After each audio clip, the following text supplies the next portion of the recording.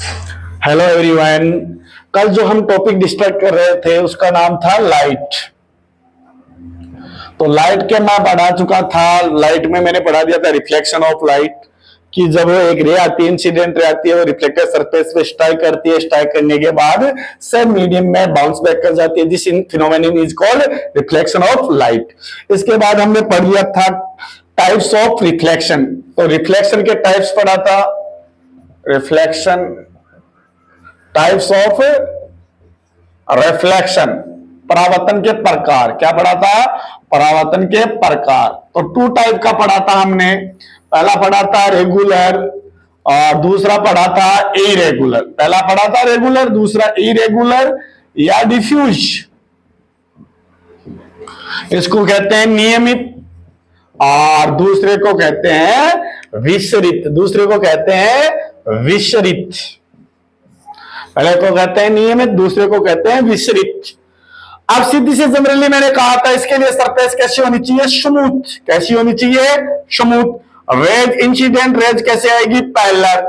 और bounce back भी कैसे करेगी? पैरेलल। कैसे आएगी? पैरेलल। पैरेलल बाउंस बैक करेगी। आई क्या बात समझे? आएगी पैरेलल, जाएगी भी पैरेलल। दूसरा होगा विसरित। इसमें क्या होगा? इंसिडेंट रेज हो सकती है, पैरेलल भी आ सकती है। पैरेलल आ सकती है, नेसेसरी नहीं पैरेलल जाए, लेकिन जाएगी वापस रिफ्लेक्शन पैरेलल नहीं होगा। वापस क्या हो जाएगा? सेपरेट सेपरेट डायरेक्शन में हो जाएगा। ये फिनोमिनल क्या कहलाता है? विसरित। नाम से स्पष्ट विसरित हो जाएगी। लेकिन यहां सरफेस कैसी होगी? रफ। कैसी होगी? रफ सरफेस होगी। कैसी सरफेस होगी? रफ। ठीक है, चिकनी। यहां चिकनी होगी, वहां क्या होगी? उबड़ खाबड़ सरफेस होगी।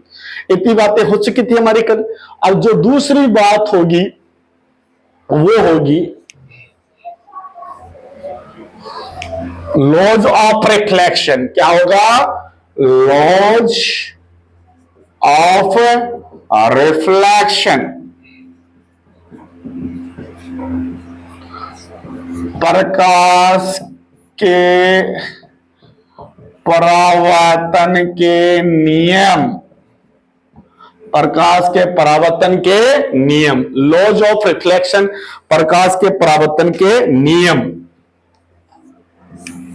देखो, प्रकाश के परावर्तन के नियम में पहला जो रूल आएगा क्या होगा? सेकंड क्या होगा? थर्ड क्या होगा? पहला रूल होगा, ध्यान देना यहां से, इंसिडेंट रे नॉर्मल और reflected ray lie in same medium, lie in a same medium, lie in a medium, same plane, lie in a same plane. आपतित, परावर्तित तथा अभिलंब तीनों एक ही तल में स्थित होते, एक ही तल में स्थित होते। दूसरी बात, incident angle of incident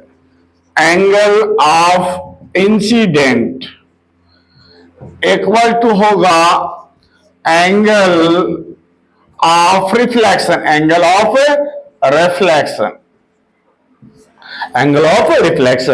angle I always equal to होगा एंगल आर। ये ध्यान देना, ये चीजें आपको पता होनी चाहिए। इसको आप एक्सपेरिमेंटली घर पे कर भी सकते हैं। जैसे आपने एक क्या ले ली? टेबल ले ली। क्या ले लिया आपने? एक टेबल ले लिया। टेबल लेने के बाद टेबल पे आपने क्या किया? कोई पेपर को क्या कर दिया? इजीली स्पेयर कर दिया इस प्रकार से। ठीक है, पेपर ऊपरी सरफेस पेपर कर दिया। इसके परपेंडिकुलर वर्टिकली आपने क्या रख दिया? एक प्लेन मिरर रख दिया। आपके पास एक लेजर लाइट है, इसके कुछ स्पेयर को आपने क्या कर दिया? बैंड कर दिया। जो आगे पेपर वाला था इसको आपने इसी को क्या कर दिया? बैंड कर दिया। क्या कर दिया? बैंड कर दिया। अब अगर आप यहां से टॉर्च से डालोगे, लाइट डालोगे, तो मान लो लाइट रे यहां गिरी। जैसे लाइट रे आपने डाली इस पे यहां, तो वो लाइट रे यहां इसमें डाली तो वो यहां आएगी या नहीं आएगी? अगर आप उसको जनरली इस प्रकार से देखोगे, जैसे टेबल है उसको इस प्रकार से डालोगे, पेपर के ऊपर जाएगी। पेपर के ऊपर जाएगी, इस प्रकार पेपर है मान लो, तो यहां से आप डालोगे तो पेपर के ऊपर जाएगी। पेपर से यहां जाएगी। अब आप उनको शीन करोगे तीनों चीजों को, जो बैंड पेपर है, जो नीचे की तरफ टेबल की तरफ बैंड पेपर है, वह आपको न तो इंसिडेंट रे दिखाई देगी, न नॉर्मल दिखाई देगा, न आपको रिफ्लेक्टेड रे दिखाई देगी। इसका मतलब वो जो ऊपर वाला जो पेपर है उसी के ऊपर वो रहेगी। इससे क्या प्रूफ होता है? इंसिडेंट रे, नॉर्मल और रिफ्लेक्टेड ले लाइन है सेम प्लेन, यानी कि प्लेन ये हुआ, बैंड वाला नीचे हो गया, तो वहां न तो आपको इंसिडेंट रे दिखाई देगी और न आपको रिफ्लेक्टेड रे दिखाई देगी, न नॉर्मल दिखाई देगा। इसका मतलब वो एक ही प्लेन में हो गए। जो टेबल का जो सरफेस था, ऊपरी सरफेस था, जिसमें पेपर को हमने क्या किया था, पेपर को स्पेयर किया था, उसी पेपर पे होगा, तो उसमें होते तो वो एक होती। अगर नीचे वाली पे हमने सीन, जो बैंड पेपर किया वहां सीन होती, तो हम क्या कह देते, तीनों एक प्लेन में नहीं है, लेकिन उसमें सीन नहीं हो रहा, तो इसका मतलब इट मींस क्या है कि ये तीनों क्या है, एक ही प्लेन में है। दूसरा, एंगल ऑफ इंसिडेंट और angle of reflection. Angle of reflection, तो ये क्या होगा, जो एंगल आई होगा और एंगल आर, ये नॉर्मल हो गया, ये आ रहा, ये एंगल आई हुआ और ये क्या हुआ, एंगल आर हुआ। ये ऑलवेज क्या होते हैं, इक्वल होते हैं। रिफ्लेक्शन के लिए क्या होते हैं, ऑलवेज होते हैं। तो ये लॉज ऑफ रिफ्लेक्शन है ना, वो किसके लिए लागू होते हैं, अप्लाई होते हैं, रेगुलर के लिए भी और इरेगुलर के लिए भी होते हैं। ये ध्यान रख लेना, कई बार पूछ लिया जाता है, laws of reflection is applicable, first option आ गया लॉज ऑफ रिफ्लेक्शन, यानी कि रिफ्लेक्शन परावर्तन के नियम लागू होते हैं, अप्लाई होते हैं। एक ऑप्शन दिया रेगुलर, नियमित में, बी ऑप्शन दिया इरेगुलर, यानी कि विसरित, और सी ऑप्शन दिया बोथ ए एंड बी, और डी नॉन ऑफ दीज, इनमें से कोई। तो लॉज ऑफ प्रकाश के परावर्तन के नियम, लॉज ऑफ रिफ्लेक्शन, भाई इसमें भी एप्लीकेबल होता है और इसमें भी एप्लीकेबल होता है, तो सही आंसर कौन सा होगा, सी होगा। कौन सा होगा, सी, बोथ ए एंड सी। तो ये चीज ध्यान रख लेना, लॉज ऑफ रिफ्लेक्शन बोथ में होता है, ए पे भी होता है और बी पे भी होता है। ऐसा ये मत समझ लेना कि तुम कि जो स्मूथ सरफेस है उसमें एप्लीकेबल था, नहीं, इरेगुलर। अगर इरेगुलर है तो रे आई, यहां हम इसके परपेंडिकुलर एक क्या करेंगे, ड्रॉ करेंगे, तो ये एंगल और ये एंगल क्या होगा, इक्वल होगा। तो यहां ध्यान रख लेना। अब बात करते हैं क्वेश्चन इससे संबंधित, न्यूमेरिकल प्रॉब्लम्स, इससे लॉज ऑफ रिफ्लेक्शन से रिलेटेड न्यूमेरिकल प्रॉब्लम। जैसे यहां से 2 या 3 टाइप का क्वेश्चन आ सकता है। जैसे पहला क्वेश्चन आ जाए, एक आपको यहां से फिगर दे देगा, अगला ये दिया, ये दिया, ये नॉर्मल हो गया। एक इंसिडेंट रे है, वो नॉर्मल के साथ form angle of 60 degree. Incident ray form a angle of 60 degree with normal, then find the angle between incident ray and reflected ray. Hindi video वाले देखो क्या कहेंगे, जब एक आपतित किरण अभिलंब के साथ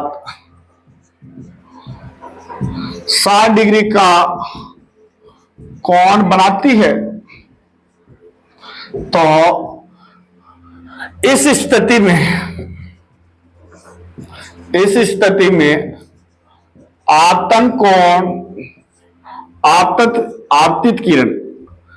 आपतित किरण तथा परावर्तित किरण के मध्य कोण ज्ञात कीजिए। इस कंडीशन में आपतित और परावर्तित किरण के मध्य एंगल ज्ञात करना है। ये इसके साथ कितने डिग्री का ड्रॉ करिए, 60 डिग्री का। ये नॉर्मल हो गया, तो आपको पता है ये एंगल आई है और ये एंगल आर होगा। तो we know that angle I equal to होता है angle R. If angle I equal to 60, तो एंगल आर आल्सो 60। अब हमें टोटल एंगल फाइंड करना, टोटल एंगल कुल एंगल आएगा टोटल एंगल, तो angle I plus angle R 60 plus 60 equal to कितना हो जाएगा 120। तो ये टोटल एंगल कितने का होगा 120 का होगा। इस प्रकार क्वेश्चन आ सकते हैं, कभी आपको इंसिडेंट देके रिफ्लेक्टेड पूछ ले, इंसिडेंट देके टोटल एंगल पूछ ले, या आपको रिफ्लेक्टेड देके इंसिडेंट पूछ ले। तो इस प्रकार के आपको क्वेश्चन न्यूमेरिकल प्रॉब्लम से आ सकती है। अब जो सेकंड बात होगी वो बात हम करेंगे आप मिरर्स, किसकी बात करेंगे, मिरर्स की बात करेंगे। तो आप देखो मिरर्स की बात करते हैं, तो मिरर क्या होता है, देखो मिरर, मिरर क्या होता है, smooth surface of a glass which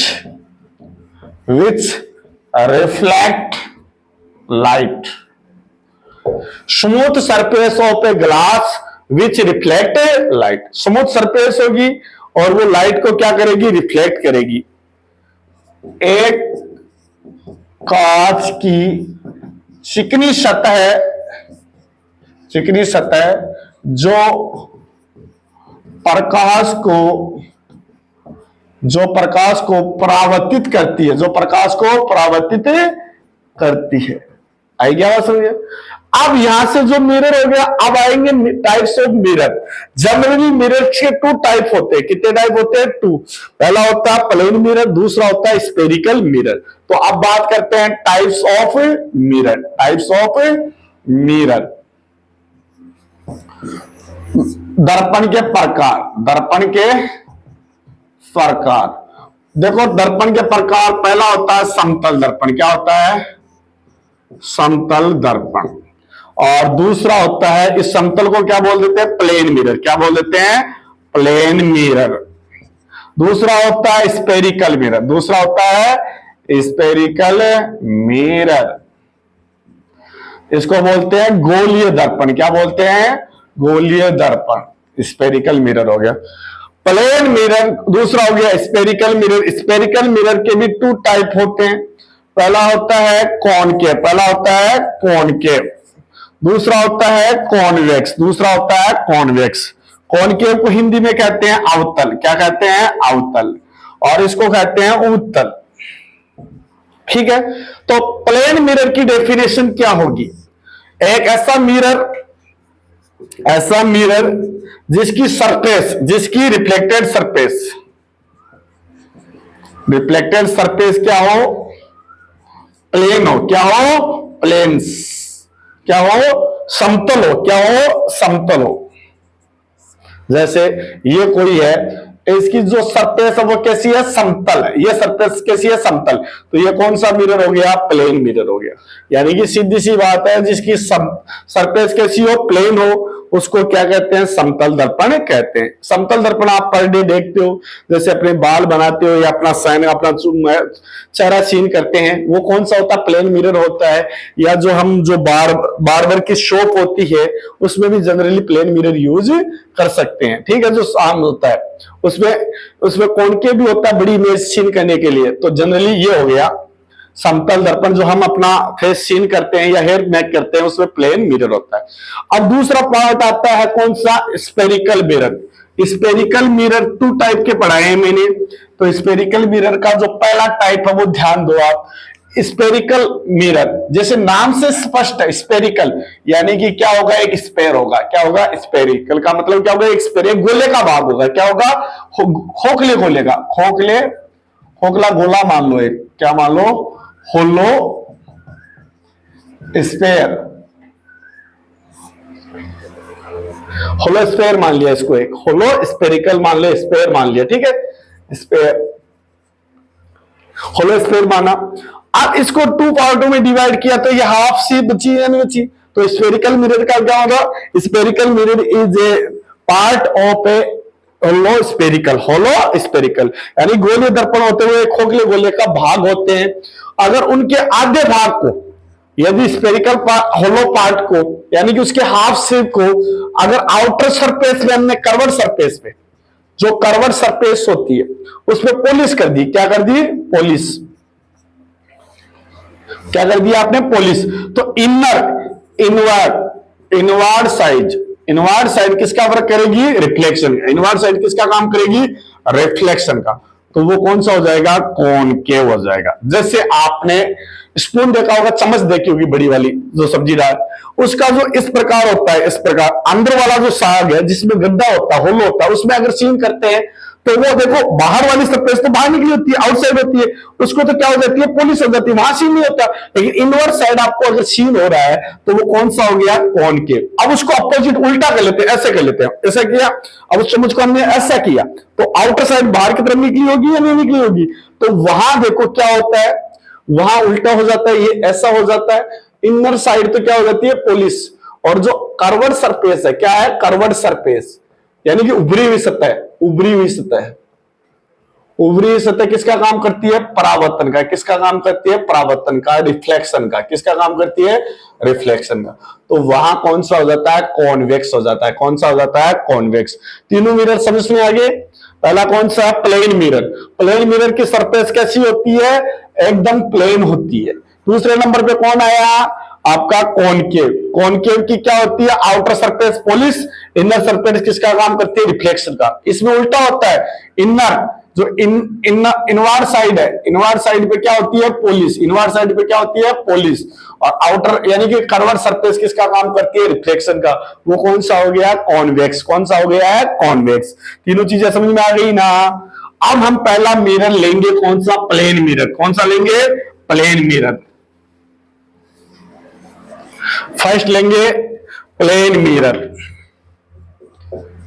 और पहला टॉपिक होगा image formation by plane mirror. समतल दर्पण से प्रतिबिंब का बनना। जैसे सुबह सुबह हम अपना चेहरा देखते हैं तो हमारी इमेज बनती है, वही चीज हम यहां आपको डिस्क्राइब करेंगे। जैसे फॉर एग्जांपल मैंने यहां क्या ले लिया? एक प्लेन मिरर ले लिया। क्या ले लिया? एक कोई प्लेन मिरर ले लिया, PQ। इसके सेकंड साइड मैंने क्या कर दिया? पॉलिश कर दिया। इसके जस्ट सामने मैंने कोई एक ऑब्जेक्ट रख दिया। क्या रख दिया? कोई एक ऑब्जेक्ट रख दिया। ओके, तो इससे मिनिमम 2 रेज चलनी चाहिए। ये मान लो A है, एक रे चली AB। क्या चली? AB। ये कैसी जा रही है? परपेंडिकुलर, 90 डिग्री के एंगल से जा रही है। जब कोई रे परपेंडिकुलर क्या होती है? स्ट्राइक करती है तो वो उसी पाथ में वापस आ जाएगी। क्या आ जाएगी? उसी पाथ में। एक रे मान लो क्रॉस रे जा रही है, ऐसे गई, तो यहां हमने नॉर्मल ड्रॉ किया। क्या किया? नॉर्मल ड्रॉ किया। तो ये जितना एंगल यहां बनेगा उतना ही एंगल यहां भी बनेगा। जितना एंगल यहां फॉर्म होगा उतना ही एंगल ये होगा। मान लो ये 30 का है तो ये भी क्या होगा? 30 डिग्री का। जो पढ़ा ना हमने लॉ ऑफ रिफ्लेक्शन में, पढ़ा या नहीं पढ़ा? लॉ ऑफ रिफ्लेक्शन में। अब देखो, अब ये वापस इधर आएगी तो ये रेज मिलनी चाहिए कायदे से, लेकिन इधर ये क्या नहीं होगी? मिलेगी नहीं, एक दूसरे को इंटरसेक्ट नहीं करेगी। तो हम क्या करेंगे? इनको फॉरवर्ड क्या करेंगे? फॉरवर्ड प्रोड्यूस करेंगे। फॉरवर्ड क्या करेंगे? प्रोड्यूस। जब इसको आगे मैं फॉरवर्ड प्रोड्यूस करूंगा और जब इसको आगे फॉरवर्ड प्रोड्यूस करूंगा तो ये मिलेगी। ये ध्यान रखना, प्लेन मिरर से ये जो गैप है ऑब्जेक्ट का मिरर्स के, जो ऑब्जेक्ट का मिरर से डिस्टेंस और इमेज की मिरर से डिस्टेंस क्या होती है? इक्वल होती है। तो ये डायग्राम जब ड्रॉ करो तो ध्यान रहना चाहिए, यहां इमेज बन जाएगी, यहां क्या हो जाएगी? इमेज फॉर्म्ड हो जाएगी। क्या हो जाएगी? फॉर्म्ड हो जाएगी। आई क्या बात समझिए? यानी कि जो इमेज बनी, देखो ये 90 डिग्री के एंगल से आई तो 90 डिग्री से उसी पाथ में आ गई। ये मान लो ये क्या हो रहा है? नॉर्मल के साथ कोई एंगल ड्रॉ करी, उतना एंगल से वो रिफ्लेक्टेड हो जाएगी। फिर इन दोनों रेज को क्या करेंगे? प्रोड्यूस करेंगे, तो बैक साइड फॉर्म होगा। कहां बनेगा? Back side. तो पहली बात तो ये हुई, इमेज कहां बनती है? Image form back side of mirror. प्रतिबिंब दर्पण के पीछे बनता है। दूसरी बात, एक बात ध्यान रखने ना जैन में, अगर दर्पण के पीछे बनता है तो वो हमेशा कैसा बनता है? आभासी, वर्चुअल बनता है। कैसा बनता है? वर्चुअल। अगर इधर ऑब्जेक्ट आपने इधर का वस्तु इधर रखी है और दर्पण पीछे बन रहा है तो कैसा बनता है? वर्चुअल एंड इरेक्ट, आभासी एवं सीधा बनता है, आभासी एवं सीधा बनता है, आभासी एवं सीधा बनता है। तीसरी बात, दो बात समझ में आ गई। अब ये आभासी क्या होता है थोड़ा ध्यान दे लो। रियल जिसको स्क्रीन पे हम क्या कर सकते हैं, स्क्रीन पे फॉर्म कर सकते हैं, जिसको स्क्रीन पे क्या कर सकते हैं, ऑब्टेन कर सकते हैं। क्या करें, ऑब्टेन। रियल का मतलब ऑलवेज कैसा होगा, वर्चुअल, सॉरी, रियल का मतलब ऑलवेज कैसा होगा, इन्वर्टेड। कैसा होगा, इन्वर्टेड। रियल मतलब वास्तविक, रियल मतलब क्या होता है, वास्तविक। इन्वर्ट मतलब क्या होता है, उल्टा। यानी कि जो प्रतिबिंब वास्तविक होता है वो हमेशा कैसा बनेगा, उल्टा बनेगा। कैसा बनेगा, अपोजिट बनेगा, ये ध्यान रख लेना। और जो कैसा बनेगा, वर्चुअल, वर्चुअल क्या होगा, ऑलवेज क्या होगा, इरेक्ट होगा। क्या होगा, इरेक्ट। जो आभासी होता है, क्या होता है, आभासी, वो हमेशा कैसा बनेगा, सीधा बनेगा। तो पहली बात तो समझ में आएगी, प्लेन मिरर से कहां बनेगा, बैक साइड बनेगा। ठीक है, बैक साइड बनेगा तो कैसा, बैक साइड बनते कैसा बन जाएगा, वर्चुअल एंड इरेक्ट। दो बातें और ध्यान रखनी, ये जो ऑब्जेक्ट है उसकी मिरर से डिस्टेंस, ये वो क्या होती है, यू। ऑब्जेक्ट की मिरर से डिस्टेंस यू होती है और इमेज की मिरर से डिस्टेंस क्या होती है, वी। ये ऑलवेज क्या होती है, इक्वल होती है। क्या होती है, इक्वल। यानी कि तीसरी बात क्या होगा, u इक्वल टू होगा v। अगर ये 4 फीट दूर है, यहां से जितनी दूर 10 मीटर है, तो ये भी कितनी दूर बनेगा, 10 मीटर बनेगा। तीसरी बात आ गई, distance of object, distance of object from mirror equal to होगी distance of image from mirror, from mirror. यानी कि वस्तु की दर्पण से दूरी इज इक्वल टू होगी प्रतिबिंब की दर्पण से दूरी। ये भी इंपॉर्टेंट है। और चौथी बात, इसकी जो साइज होगी, जितनी साइज का ये है उतनी साइज का ये बनेगा। तो क्या लिखूंगा, चौथी बात क्या लिखूंगा, size of object, size of object equal होगा साइज ऑफ इमेज। वस्तु तथा प्रतिबिंब का आकार समान होता है। क्या होता है, समान होता है। दोबारा देख लो एक बार, वर्चुअल और इरेक्ट बनेगा, पीछे बनेगा तो वर्चुअल होगा तो इरेक्ट। दूसरा, दर्पण से प्रतिबिंब की दूरी और दर्पण से वस्तु की दूरी भी क्या होगी, इक्वल होगी। ऑब्जेक्ट की मिरर से डिस्टेंस, इमेज की मिरर से डिस्टेंस क्या होगी, इक्वल होगी। थर्ड बात, जितनी साइज का ऑब्जेक्ट है उतनी साइज का क्या होगा, इमेज होगी। चौथी बात, जब आप मिरर के सामने खड़े हो, इससे मान लो ये मिरर, इसके सामने खड़े हो, तो ऑब्जेक्ट का तो ये कौन सा अर्थ हुआ, RHS। लेकिन जब इधर हो गया तो ये कौन सा हो गया, LH। इस फिनोमेनन को क्या कहते हैं, लेटरली इन्वर्टेड। क्या कहते हैं, लेटरली। पांचवी बात क्या होगी, क्या होगा, लेटरली इन्वर्टेड। क्या होगा रे, लेटरली इन्वर्टेड। इस फिनोमेनन को क्या कहते हैं, लेटरली इन्वर्टेड। क्या करते हैं, लेटरली इन्वर्टेड। यानी कि जो ऑब्जेक्ट है ना, वस्तु है, उसका LHS, उसका क्या बन जाता है, RHS। और इसका RHS ऑब्जेक्ट का वो क्या बन जाता है, LHS। ये ध्यान रखना, लेटरली इन्वर्टेड।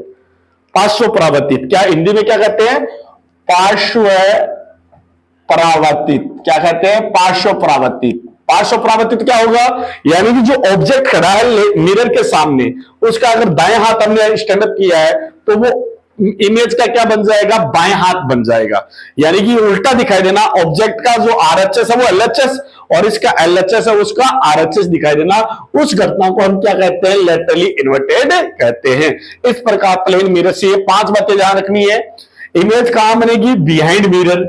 इमेज कैसी बनेगी, वर्चुअल और इरेक्ट। वर्चुअल का मीन समझ में आ गया, अगर बिहाइंड मिरर में तो वर्चुअल, और वर्चुअल ऑलवेज कैसी होगी, इन्वर्टेड होगी, सॉरी इरेक्ट होगी, उसको हम वर्चुअल को हम क्या कर सकते हैं, पर्दे में प्राप्त नहीं कर सकते। और तीसरी, ऑब्जेक्ट की डिस्टेंस होगी ना मिरर की, उतनी डिस्टेंस पे इमेज भी फॉर्म होगी। चौथी बात, ऑब्जेक्ट और इमेज की साइज क्या होगी, इक्वल होगी। और पांचवी, लेटरली इन्वर्टेड, पार्श्व परावर्तित होगी। पार्श्व परावर्तित क्या होता है फिनोमेनन, कि ऑब्जेक्ट का एलएचएस पार्ट इमेज का आरएचएस बन जाता है और उसका आरएचएस उसका एलएचएस बन जाता है। ये 5 बातें आपको ध्यान रखनी है। ओके,